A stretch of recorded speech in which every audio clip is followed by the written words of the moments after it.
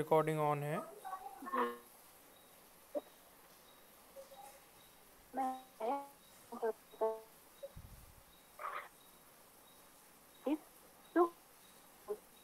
ओम अधिन इंद्र एषां विष्णो सजात्यानां सीता मातु तं प्रत्नथा अयं वेनो ये देवाः आराधन्ति इषितेति सोमरु शरीरतः। मंत्रार्थ। हे इंद्र विष्णु, हे विष्णु, मारुतो हे मारुत, अश्विना है अश्विन, नह हमारे, ऐशाम इन सजात्यानाम सात उत्पन्न लोगों, सहज जन्माओं के अधि अयम यह वेनो विद्वान रत्नथा प्रसिद्ध करते हैं। देवगण हमारे लिए वेद सभी अभी स्तुति धारण घर्षण छेदन द्वारा सौम्यम सौम्य मधु मधुरता को चर्षणीधृता विचारशील प्रगतिशील विचार को धारण करने वाला ओ को करने की कामना के लिए की गई। अपने लिए कामना करना हमारी संस्कृति नहीं है। भी धारण घर्षण छेदन इन कामना का भाव है कि कठिनाइयों प्रतिकूलताओं में भी कर्मशील रहे।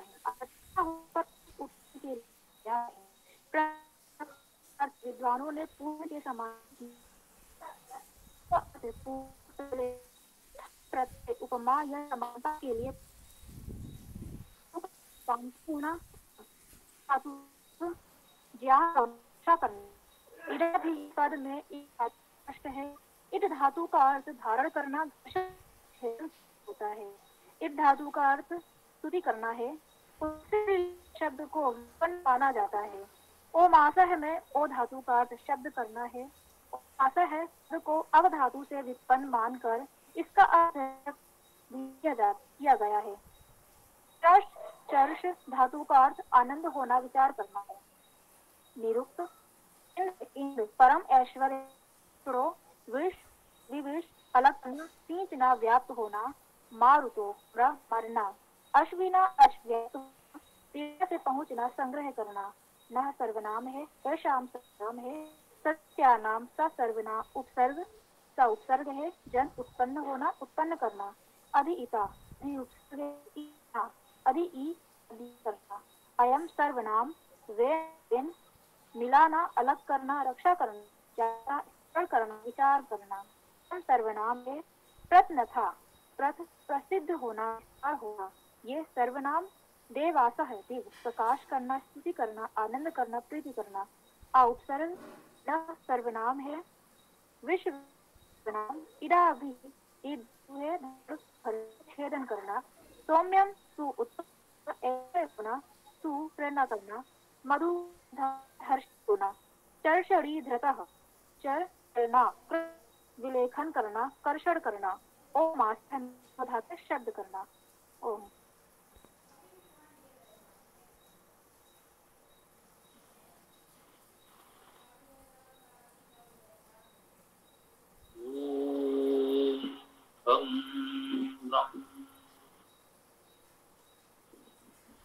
यजुर्वेद अध्याय 33 मंत्र 47।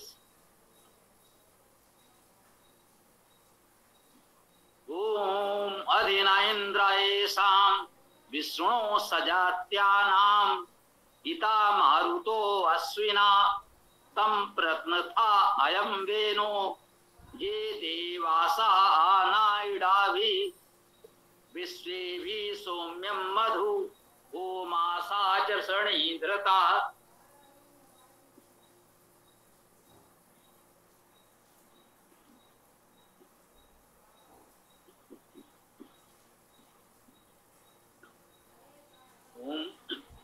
अधिना इंद्र येषां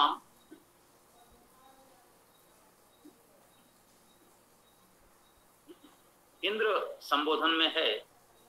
हे इंद्र, हे परमेश्वरशाली, हे परमेश्वर।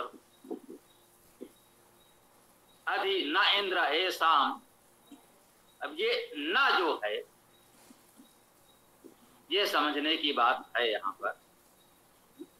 ये न जो है ये नह के लिए, नह हमारे लिए, हमारा, हमको, इन सभी विभक्तियों में सभी अर्थों में नह का प्रयोग होता है सर्वनाम के रूप में। हमको, हमारे लिए, हमारा, नह है। और नह का यहाँ केवल न है, विसर्ग नहीं है, यह इंद्र के कारण है।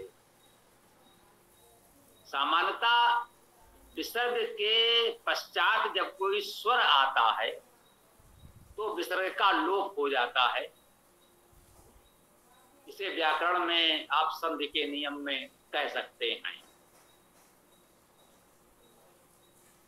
तो पद पाठ में तो विसर्ग लगाकर ही लिखा जाएगा। हम लोग सरल पाठ में भी सामान्यतः विसर्ग लगा भी सकते हैं, नहीं भी, सरलता के लिए।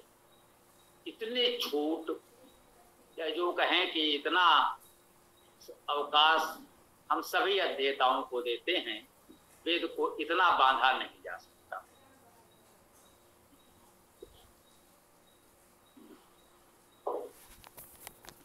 संधि के नियमों के अनुसार इंद्र होने के कारण, अर्थात इंद्र का इस ईश्वर होने के कारण न का विसर्ग लोप हो गया। तो न का अर्थ, ये भ्रम न लें, ये न को अव्यय मानकर निषेध नहीं का अर्थ नहीं कर सकते।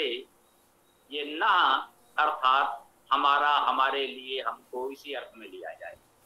आदि तो उपसर्ग है ही, ये कहीं किसी के साथ आ जाएगा, कोई बात नहीं। अधिकार हम समझते हैं, अधिकार पूर्वक, अधिक,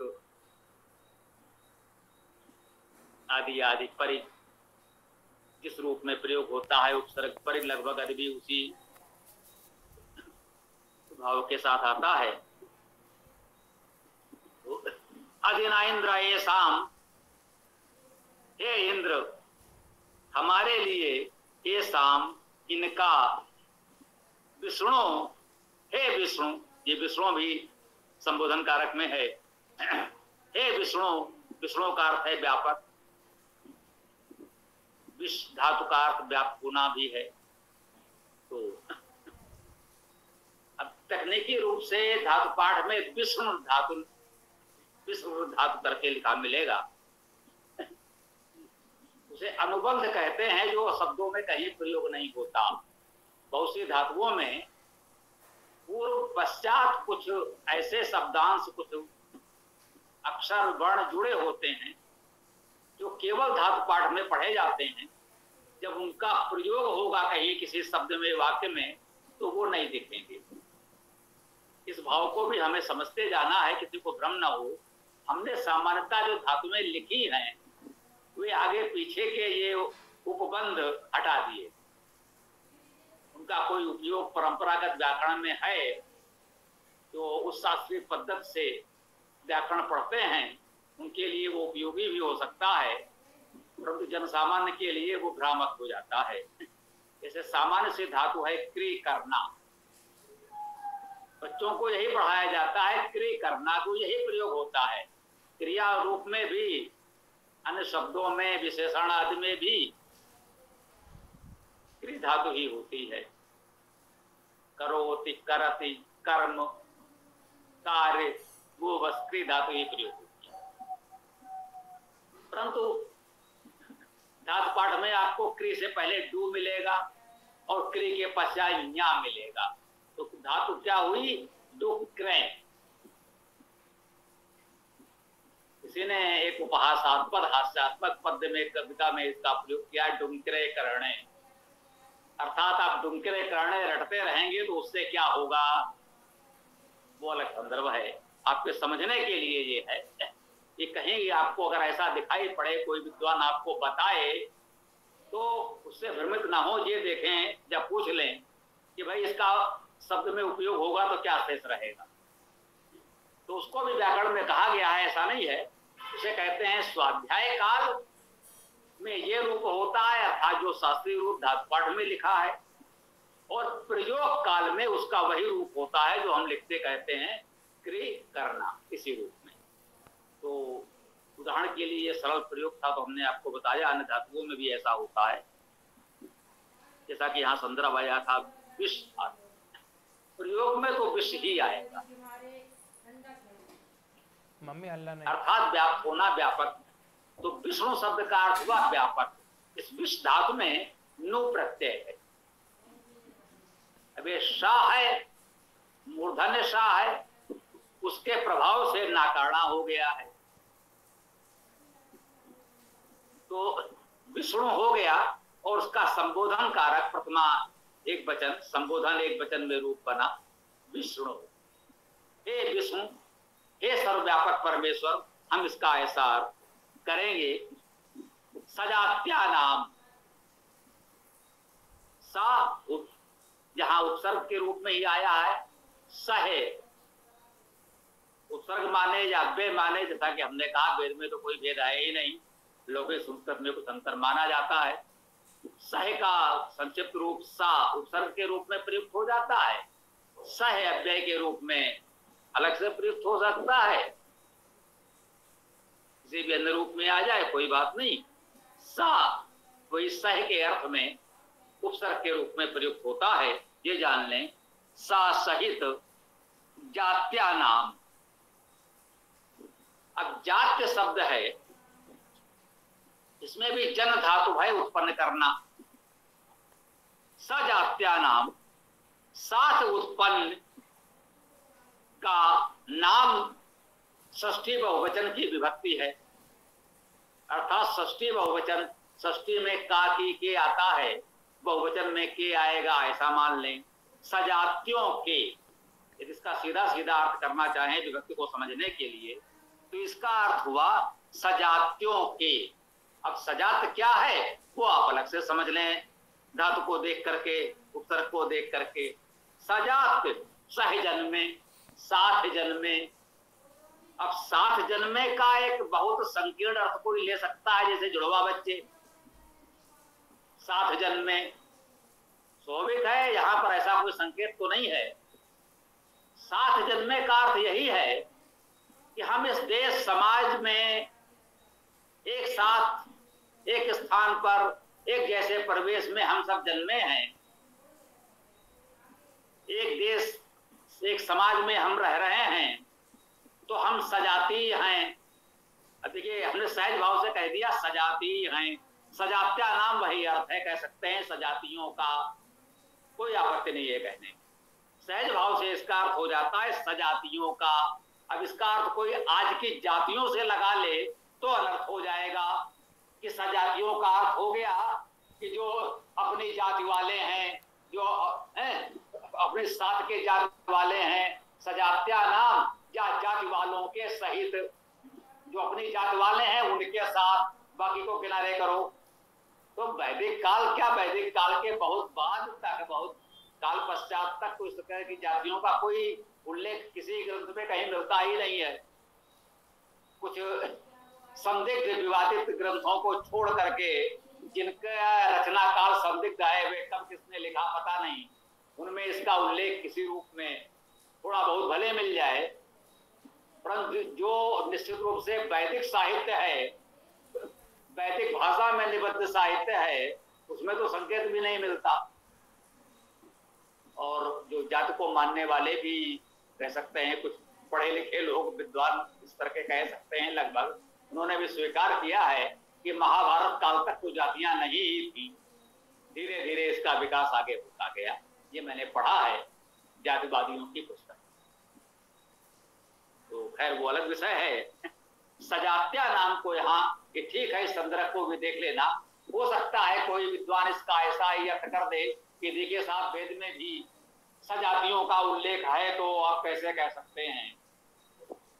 ठीक है भाई, फिर हम यही कहना चाहते हैं, यदि वो वेद को सर्वोच्च प्रमाण मानता है, ये तो वह व्यवहारिक रूप में वेद को ही अपना मूल धर्म ग्रंथ मानता है, वेद को ही सर्वोच्च धर्म मानता है, वेद का ही पठन पाठन स्वाध्याय प्रमाण करता है, और इतना हमारा उससे मतभेद भी सही है। वो कहता है सजातियों का, सजात्या नाम, सजातियों का, अपनी जात वालों का, तो ठीक है, उससे भी हम कोई द्वेष भाव नहीं रखेंगे, जब तक हम उससे सहमत नहीं हैं, हमारा भाव अर्थ अलग है, फिर भी हम कहते हैं अब धातु तो वही है, अर्थ भी वही है। सजातियों का हम स्वयं सहज भाव से कहे गए, क्योंकि वो स्वाभाविक अर्थ आ रहा है, भले उसका वो भाव ना हो। तो बस बात इतनी सी है, यदि वो वेद को सर्वोच्च मानता है, ये नहीं कि वो प्रचार प्रसार अन्य ग्रंथों का करता है, नित्य पाठ प्रवचन वो अन्य ग्रंथों का करता है, और केवल जात की पुष्टि के लिए एक शब्द ले आया, देखिए वेद में भी सजात्या नाम आया है, तब उसकी बात सुनने की कोई आवश्यकता नहीं। परंतु यदि वह हमारे आपकी तरह वेद को सर्वोच्च मान रहा है, वेद का ही स्वाध्याय पठन पाठन प्रचार प्रसार मुख्य रूप से करता है, वो मानता है कि वेद और केवल वेद ही हमारा धर्म ग्रंथ है, फिर यदि एक शब्द के अर्थ को लेकर हमारा उसका मतभेद है, तो हम उसका पूरा सम्मान करेंगे। इसी को हम कहते हैं कि वेद को मानने वाले सभी अपने हैं, वेद को अपनाने वाले सभी अपने हैं। अन्य विषयों में मतभेद हो सकते हैं, अर्थ को लेकर मतभेद हो सकते हैं, कोई समस्या नहीं है, हमसे अलग अर्थ कर सकते हैं, हमसे विपरीत अर्थ कर सकते हैं, परंतु यदि वेद को ही वो सर्वोच्च मानकर अपनाते हैं, तो हम इन मतभेदों के बावजूद उन्हें अपना मानते हैं, उन्हें सम्मान देते हैं। तो हे विष्णु, जो सजातियों का, इसको हमने यही कहा कि जो सह जन्मे लोग हैं, एक साथ एक समाज में जन्मे हैं, हम साथ मिलजुल कर रह रहे हैं, उनके लिए कहा गया है अधिना इंद्रा येषाम, हे इंद्र हमारे लिए इनका, हे विष्णु, हे व्यापक परमेश्वर, इन हम सब सजातियों का इता मारुतो अश्विना, इता इससे यह सर्वनाम ही है। हाँ, अब ई को धातु भी मान सकते, ये भी ठीक है, ध्यान आया। इसमें क्या लिखा है मैं नहीं देख रहा हूं, अभी आपने पढ़ा, आपने सुना, जो भी रहा हो,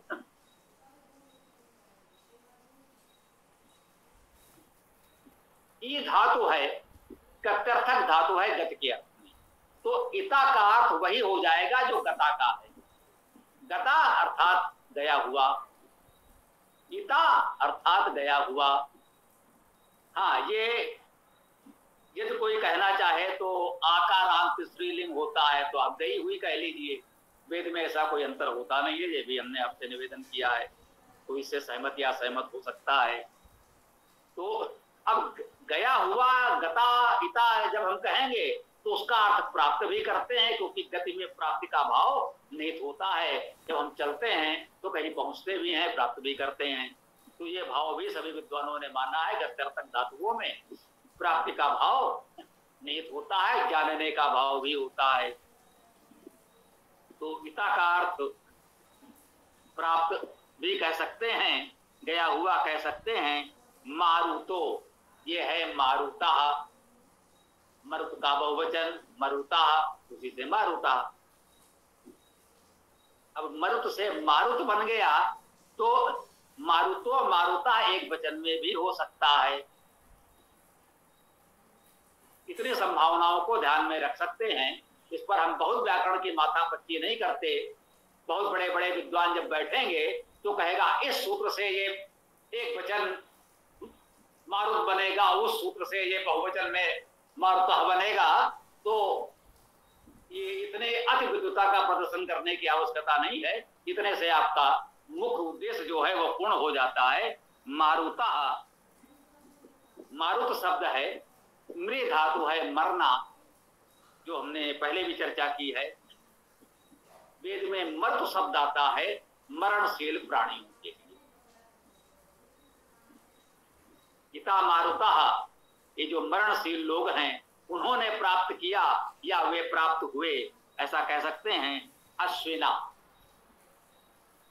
अश्विना, अश्वी का द्विवचन, ऐसा कह सकते हैं। अश्वी, अश्विन शब्द का द्विवचन। अब ये अश्विन शब्द है तो अस धातु है,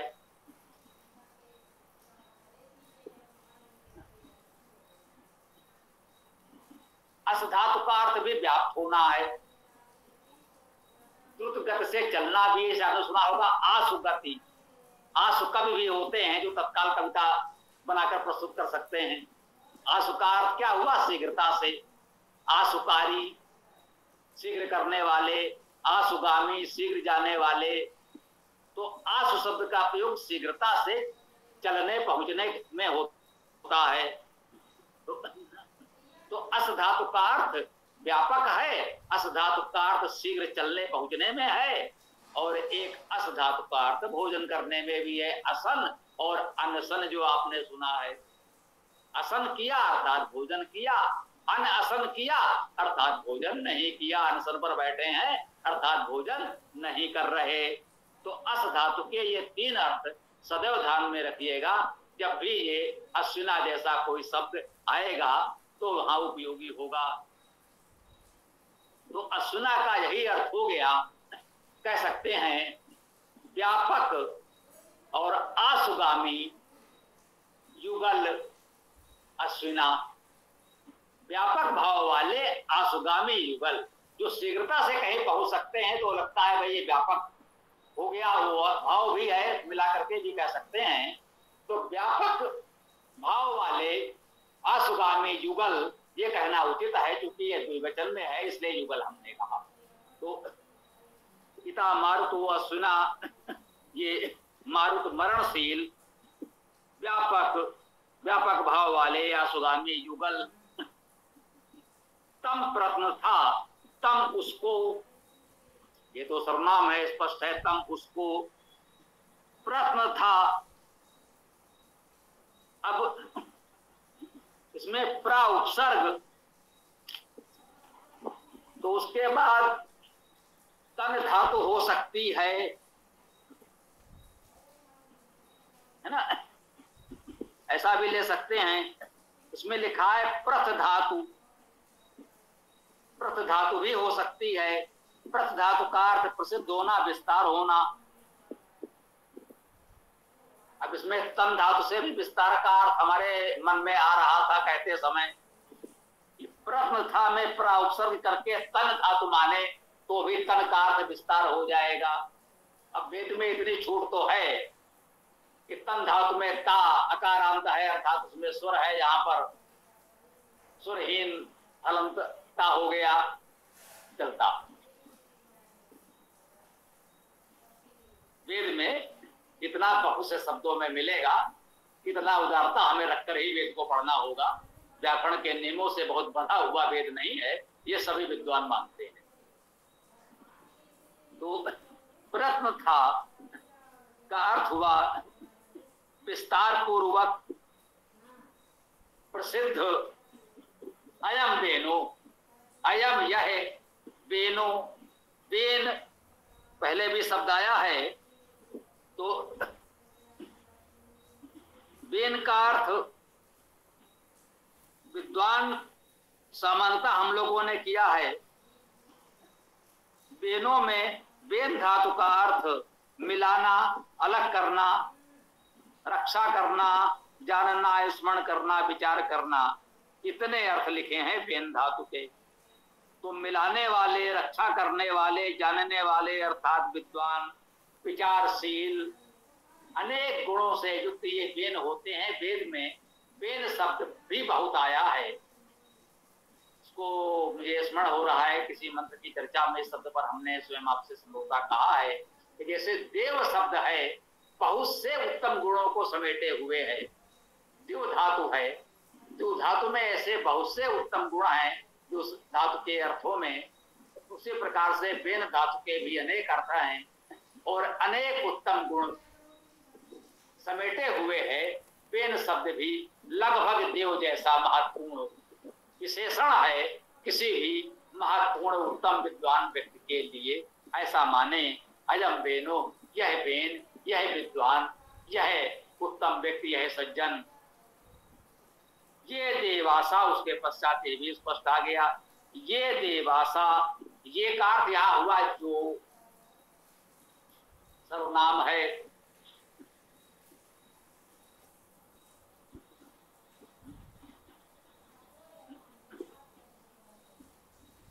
ये का अर्थ जो बहुवचन में है ना, ये भी देखना है कि ये बहुवचन में है। ये का अर्थ जो देवासा देवगण, ये देवासा बहुवचन में है। देव का बहुवचन देवासा वेद में मिलता है, और लौकिक संस्कृत में देवाह लिखेंगे, देवासा नहीं कह सकते। वहां देवाह ही मान्य है, देवासा को वे नहीं मानते। वेद में देवासा जनासा बहुत मिलता है। तो ये देवासा जो देवगण आना इडा भी, देखिए आ उपसर्ग ना यहां भी लगता है वही हमारा वाले अर्थ में ही है। इडा भी, इडाओं द्वारा। अब इडा का अर्थ स्तुति करना, धारण करना आदि आदि। ये भी कभी पढ़ा भी गया था। इड धातु का अर्थ धारण करना, घर्षण करना, छेदन करना। और ईड धातु का अर्थ है स्तुति करना। अब चूंकि ईड धातु का अर्थ स्तुति करना है, तो बहुत से विद्वानों ने ईड धातु का स्तुति करना अर्थ इसमें ग्रहण किया है। अधिकांशता स्तुति का अर्थ ग्रहण किया गया है। और ये ईड धातु का जो धारण आदि अर्थ है वो बहुत चर्चा में नहीं। फिर भी क्योंकि ईडा शब्द है और ईड धातु होती है, तो हमने उचित समझा कि आप तक ये बात भी पहुंचाई जाए कि ईडा शब्द में ईड धातु हो सकती है, क्योंकि ईड धातु होती है। न होती तब तो ईड ही मानते, कोई बात नहीं थी। ईड धातु होती है तो मानना चाहिए, और धारण करने का अर्थ मान लें तो ये भी उचित है, उपयुक्त है, स्वीकार करने योग्य है। ईडा भी कह सकते हैं धारणाओं द्वारा, धारणकर्ताओं द्वारा, स्तुतियों द्वारा, स्तुतिकर्ताओं द्वारा, ये अर्थ हम इसके ग्रहण कर सकते हैं। विश्वे भी, अब आया विश्वे भी, ये भी तृतीया बहुवचन इडा भी की तरह। विश्वे भी सबके द्वारा, सबके साथ। लेकिन हमने कहा ये तृतीया विभक्ति में द्वारा और साथ का दोनों का अर्थ निहित होता है। विश्वे भी सबके द्वारा, सबके साथ। तो हम जो भी अच्छा कार्य करें सबको साथ लेकर करें, सबके साथ करें, सबके द्वारा, सबके साथ मिलजुल कर करें, तभी उसका उपयुक्त लाभ होगा। विश्वे भी सौम्यम मधु, सबके साथ इस सौम्यम मधु, सौम्य मधु।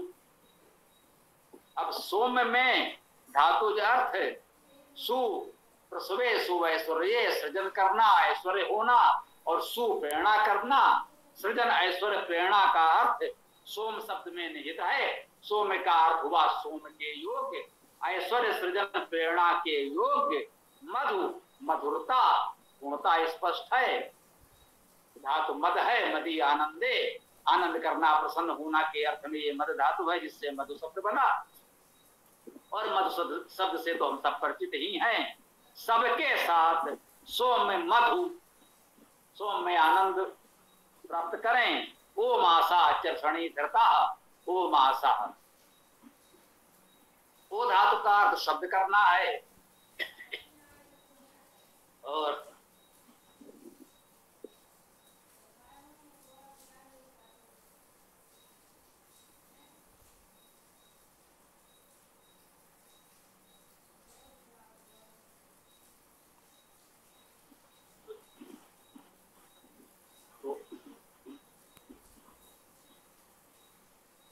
वो धातु का अर्थ शब्द कर रहा है। वा प्रत्यय, जैसे धा से धाम, क्रिय से कर्म, ध्री से धर्म, मा प्रत्यय लगने से बने, वैसे ओ धातु में वा प्रत्यय लगेगा तो ओम बनेगा। उसका बहुवचन ओमासा, जैसे अभी हमने पढ़ा देवासा बहुवचन, वैसे ओमासा बहुवचन बन गया। तो यहाँ पर ओ धातु मानकर ओम शब्द का अर्थ शब्द बनेगा। तो शब्द का बहुवचन अर्थात बहुत से शब्द, अनेक वचन, वाणी, स्तुतियां, वेद मंत्र, कुछ भी भावार्थ ले सकते हैं। और अक्षणे धातु से भी कुछ लोग मानते हैं कि और अक्षणे धातु से भी ये ओमासा शब्द बन सकता है। तो ओमासा का अर्थ आप बहुत से रक्षक पालक भी कर सकते हैं, वह भी अर्थ स्वीकार किया जा सकता है, उचित है।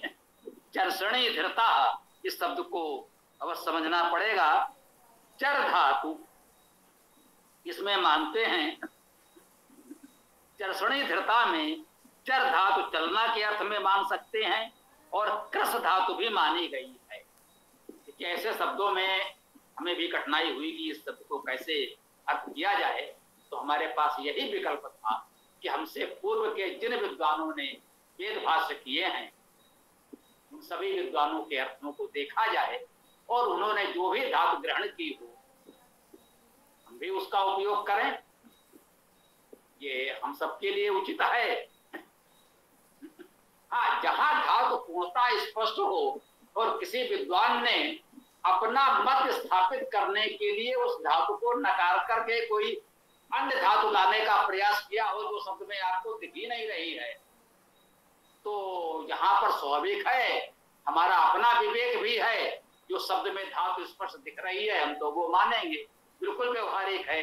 परंतु ऐसे स्थल पर चरसणी में हम विचार कर सकते हैं यदि कोई चर्स धातु होती तो अति उत्तम। अब धातु पाठ है, हमने खोजे, चर्स धातु तो नहीं मिली। अब चर्स धातु मिल जाती तो हम वही ग्रहण करते, किसी विद्वान ने कुछ भी किया हो स्पष्ट कर दें। यदि चर्स धातु हमको मिल जाती किसी धातु पाठ में तो किसी भी विद्वान ने कोई भी धातु मानकर कोई भी अर्थ किया हो हम उसे स्वीकार नहीं करते, परंतु चर्स जैसी कोई धातु मिली ही नहीं। अब क्या करें? तब हमारे पास यही मार्ग है, महाजनों ये निगता सपन था, हमारे पूर्व के महापुरुष जिस मार्ग पर चले हैं उन्हीं से पूछो। तो हमने देखा कि उन विद्वान भाष्यकारों ने इसमें चर धातु चलना के अर्थ में और कृस धातु भी स्वीकार की है। कृस धातु विलेखन करना, कर्षण करना, अभी कृष्ण शब्द पर कृस धातु पर पर्याप्त चर्चा हो चुकी है ना। तो चर्षणी धृता में धृता तो स्पष्ट है, धृ धातु का अर्थ धारण करना, धृता धारण किए हुए, धारण करने वाले, जो भी माने। मुख्य शब्द था चर्षणी, इसे सिद्ध करना था कि इसका क्या अर्थ हो तो कैसे ग्रहण करें। तो एक तो चर दिख रहा है, चर धातु हो सकती है, ये तो बिल्कुल स्पष्ट है, चर तो स्पष्ट दिख रही है। क्षण प्रत्यय हो सकता है, प्रत्ययों की कोई परिपूर्ण सूची उपलब्ध नहीं है कि हम देखें साहब इस सूची में ये प्रत्यय है तो है, नहीं है तो नहीं है। उड़ादि बहुलम करके सभी ने स्वीकार किया है। उड़ादि बहुलम ये शास्त्रीय शब्दावली है, आप अपनी भाषा में इतना ही समझ ले कि प्रत्यय बहुत होते हैं, उनकी कोई सूची नहीं बनाई जा सकती। धातुओं की सूची तो बना ली गई, बोले प्रत्ययों की सूची नहीं बनाई जा सकती। उपसर्गों की सूची बना ली, सर्वनाम की सूची बना ली, धातुओं की सूची बना ली। जब प्रत्ययों की बात आई तो पूरा का पूरा उड़ादि पाठ ग्रंथ तैयार किया गया है। पंचपाठी परंपरागत व्याकरण पद्धति में उड़ादि पाठ भी पढ़ाया जाता है। उड़ादि पाठ ग्रंथ है, उड़ादि पाठ में प्रत्यय ही बताए जाते हैं, परंतु अंततः सिद्धांत यही है उड़ादि बहुलम, क्योंकि उड़ादि पाठ में प्रत्ययों के बारे में बताया गया है। तो उड़ादि बहुलम का यही अर्थ हुआ कि उड़ादि अर्थात प्रत्यय बहुत होते हैं, कुछ इस पुस्तक में आ गए हैं, जो नहीं आए हैं वो भी आप अपने विवेक से मान लीजिएगा। अब ये क्षण प्रत्यय उसमें आया हो तो ठीक, ना आया हो तो ठीक, आप चर धातु और क्षण प्रत्यय मानकर चरसणी शब्द को निष्पन्न कर सकते हैं। तो इसका चर धातु मानेंगे तो चलने से गतिशील प्रगतिशील जैसा अर्थ हो जाएगा, विचारशील अर्थ हो जाएगा। अब कृस धातु मानेंगे तो आकर्षण इसका अर्थ हो जाएगा, आकर्षण करने वाले अर्थ हो जाएगा। धृता तो अंत में आया ही है, तो कह सकते हैं गतिशीलता को धारण करने वाले तथा आकर्षण को धारण करने वाले। चरसणी धृता का यह अर्थ जो हम आपको अभी बता रहे हैं, कह नहीं सकते इसमें पहले से लिखा भी है या नहीं। बहुत सी बातें आपसे चर्चा करते हुए इस कक्षा में मुझे भी कुछ नए शब्द, नई अवधारणा स्पष्ट हो जाती है, कुछ व्याख्या करते हुए, कुछ आप लोगों की बात सुनते हुए। तो मुझे लगता है चरसणी धृता का भी बहुत उत्तम अर्थ भी हो गया है। उसे आप सबको समझ लेना है। हो सकता है पुस्तक में ना भी लिखा हो, जिन्होंने पढ़ा है या जिन्होंने सुना है, आप सबने ध्यान दिया हो तो ये है ना। चरसणी धृता, तो चरसणी शब्द का अर्थ हुआ गतिशील, प्रगतिशील, विचारशील और आकर्षण करने वाले। धृता जोड़ देंगे तो उनको धारण करने वाले, गति प्रगति विचार को धारण करने वाले चरसणी धृता का यह उत्तम अर्थ हमने ग्रहण किया। ये सारे गुण, सारे विशेषण उस परमेश्वर के हैं जिसे इस मंत्र में पहले इंद्र कहा गया। इंद्र शब्द का अर्थ आप सब जानते हैं, परम ऐश्वर्यवान परमेश्वर। फिर विष्णु कहा गया अर्थात व्यापक, वह परम ऐश्वर्यवान व्यापक परमेश्वर की स्तुति गुण वर्णन हमने इस मंत्र में किया। और ये जितने भी गुण हमने पढ़े उसमें ओमासा चरसनी धृता तक ये सारे गुण उसके हैं, और हमें ये प्रेरणा ग्रहण करनी है कि इन गुणों को हमें भी अपने में धारण करना है। यहाँ पर हम अपनी व्याख्या को विराम देते हैं। आगे आप लोग अपना पाठ करके समापन करें। कोई विशेष प्रश्न हो तो कर लें, आज समय हो गया है जैसा आप लोग उचित समझें। अब देखें भाई हमारे कक्षा के संचालक। ओम ओम खम खम।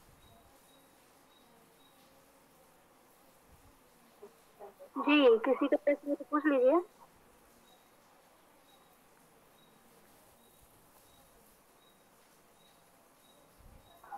जी गुरुजी, कक्षा में एक नए सदस्य दिख रहे हैं, अर्जुन जी। क्या आप पहली बार जुड़ रहे हैं हमारी कक्षा से?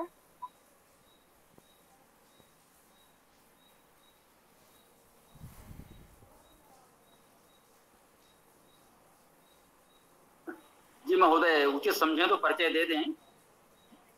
यहाँ सबको बोलने की अनुमति है, आप प्रश्न भी कर सकते हैं, अपनी बात भी रख सकते हैं। परिचय तो दे ही दें, ये तो उचित समझें। तो शायद इनको पहले भी देखा है मैंने कक्षा में, जुड़ते आए हैं काफी समय से। मैंने एक अर्जुन काले करके एक व्यक्ति को देखा था, शायद ये वही हैं।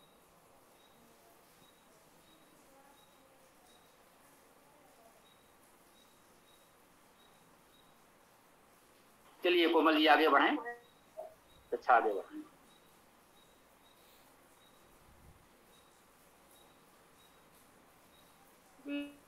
शुरू है।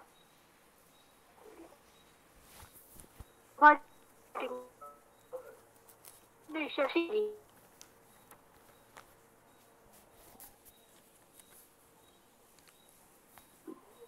हाँ, हम ऐसा कहते हैं प्रिंट है ना इसका वेदांत का। एक प्रश्न है, इसका प्रश्न हम लोग निकाल लें, हो जाए इतना तो पति इसमें कुछ हम नहीं। अग्निमीळे पुरोहितं यजस्य देवं ऋतिजं होतारं रत्नदातमम्।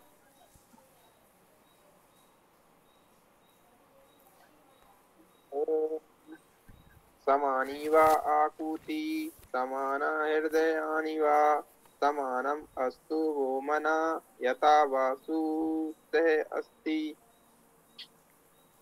ओम अग्नेयाहि वीतये गृणानो हव्यदातये निहोता सत्सि बर्हिषि।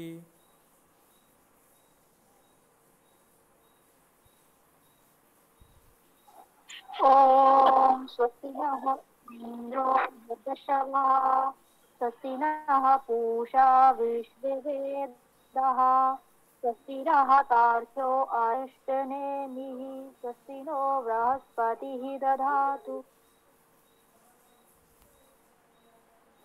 ओम ये सप्ताह पर्यंत विश्वारूपाणि विव्रतः वाचस्पतिर्बलात् तेषां तन्नो अद्य दधातु मे।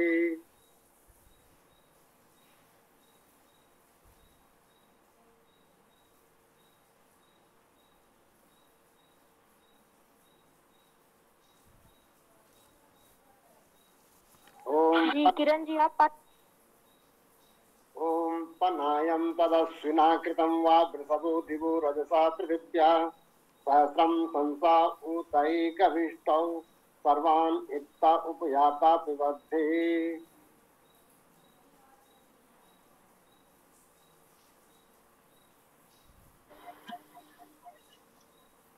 ईशे त्वा ऊर्जे त्वा वयं वा सा देवो वा सविता प्रापयतु श्रेष्ठमाये कर्मणे आ प्रयाध्वम् अग्रया इंद्रया भागम।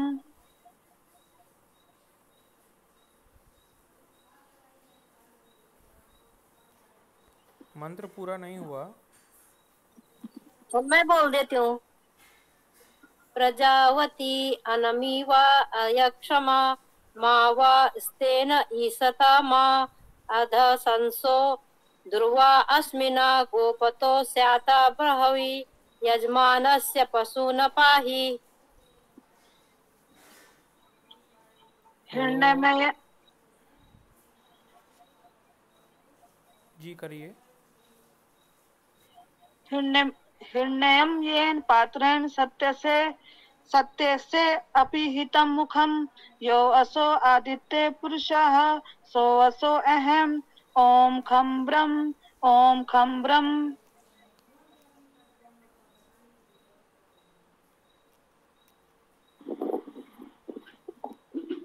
ओम खम ब्रह्म। कल सायंकाल इस वेद कक्षा में 7:30 बजे हम लोग पुनः मिलते हैं।